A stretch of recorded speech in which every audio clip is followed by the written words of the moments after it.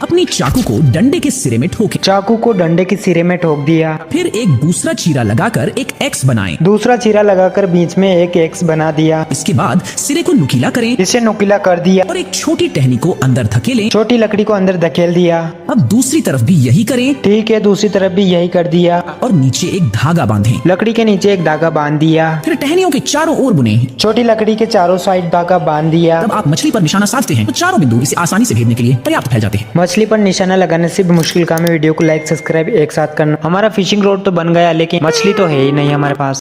अगर तुम्हारी उंगली में कोई कांटा चुभ जाए, मेरी भी उंगली में कांटा चुभ गया, अब मैं क्या करूं? तो एक ग्लास को गर्म पानी से भर लो एक गिलास गर्म पानी भर लिया और उसमें 1 कप नमक डाल दो। मैंने भी 1 चम्मच नमक डाल दिया। उसे अच्छी तरह मिलाने के बाद चलो इसे अच्छे से मिला लेते हैं। अपनी उंगली को कुछ मिनट के लिए उसमें भिगो कर रख। थोड़ी देर के लिए उंगली को पानी में रख दिया। जैसे ही नमक स्किन में नमी खींचता, हाँ, नमक तो नमक खींच रहा है। वैसे ही वो धीरे धीरे कांटे को सरफेस की तरफ ढकेलने लगा। लेकिन तुम करवाना क्या चाहते हो? तो उसके ऊपर डक टेप का एक टुकड़ा चिपका टेप का एक छोटा टुकड़ा चिपका दिया और उसे झटके से खींच कर निकाल। टेप को निकालने से भी मुश्किल काम है। वीडियो को लाइक सब्सक्राइब एक साथ करना, जो काफी इम्पॉसिबल है। और कांटा तो सच में निकल गया। चाबी ताले में टूट। हाँ, मेरी भी चाबी ताले में टूट गई है। अब क्या करूँ? तो इसके लिए एक ट्रिक है। जल्दी बताओ, नहीं तो ताला तोड़ना पड़ेगा। सबसे पहले आपको टूथब्रश लेना है। लो, मैंने भी एक टूथब्रश ले लिया। फिर इसको काट दो। ब्रश को काट दिया।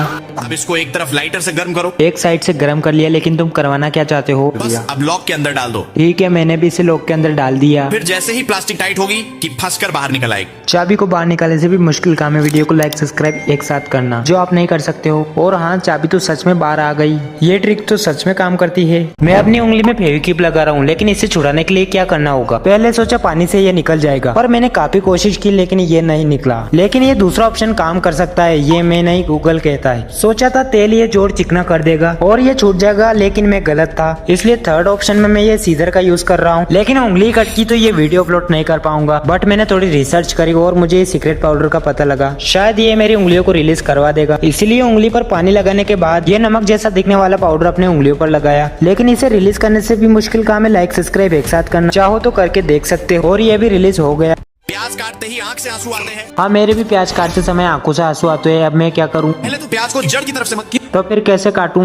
पहले टॉप के हिस्से को काट दो। ये लो, प्याज के टॉप के हिस्से को काट दिया। फिर बीच से खड़ी प्याज काट दो। खड़ी प्याज को बीच से काट दिया। अब क्या करना? अब इसके छिलके को उल्टा करके हटा दो। प्याज को उल्टा करके छिलके को हटा दिया। प्याज की जड़ को बिना कट किए खड़ा और तिरछा काट दो। अच्छा, इसकी जड़ को बिना खड़ा किए इसे तिरछा काटना है। लो, काट दिया। प्याज को काटने से भी मुश्किल काम है। वीडियो को लाइक सब्सक्राइब करके एक साथ देखना। ऊपर से काट के छोटे छोटे टुकड़ों में कर दो। प्याज को ऊपर से काट के छोटे छोटे टुकड़ों में कट कर दिया। आंसू नहीं आएंगे। हाँ, इस ट्रिक से आंसू तो नहीं आए। गर्म सलिया बोतल में डालो। लो, मैंने भी डाल दिया, लेकिन ये सलिया नहीं है। हाँ, पता है, ऐसे ही का छेद बनाओ। लो, मैंने भी कैप पर कई सारे छेद कर दिए। करके अब स्पंज को कैप में फिट करो। अच्छा, इस स्पंज को इस कैप के अंदर फिट करना है। कर दिया। अब एक बलून को कैप में फंसाओ। लो, मैंने भी बलून को कैप के अंदर फंसा दिया। फिर बलून को ऊपर से कट कर दो। अच्छा, इसे ऊपर से कट करना है। कर दिया। बलून को टोटी में फिट करो। अब इसमें जिप टाई लगा दो। बलून को नल के अंदर फिट करके इसके ऊपर टेप लगा दी। अब नल ऑन करते ही इसको घुमा के चारों तरफ धो। क्या आप लोग वीडियो को लाइक सब्सक्राइब एक साथ कर सकते हो? ऐसा है तो करके देखो होता है या नहीं। और हाँ यार, ये ट्रिक तो सच में काम करती है।